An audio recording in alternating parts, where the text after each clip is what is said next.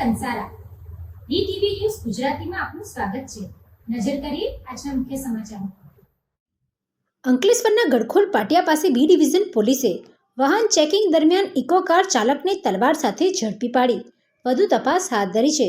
Ankleshwar B division police મથકનો staff Gadkhol Patiya પાસે વાહન ચેકિંગમાં હતો તે દરમિયાન અંદાળા ગામ તરફથી એક ઇકો કાર આવતા પોલીસે તેને અટકાવી ગાડીમાં તપાસ કરતા મારક હથિયાર તલવાર મળી આવી હતી. પોલીસે રાજપીપળા રોડ ઉપર આવેલ સુંદર રેસિડેન્સીમાં રહેતો પપ્પુસિંહ ઉર્ફે ઉમેશ કમલાસિંહ પાસે તલવાર અંગે સક્ષમ અધિકારીની પરવાનગી અંગેનો લેટર માંગતા તેણે નહીં હોવાનું જણાવતા પોલીસે ઉમેશ કમલાસિંહની અટકાયત કરી વધુ તપાસ હાથ ધરી છે. Pintu Modi, DTV news, Ankleshwar.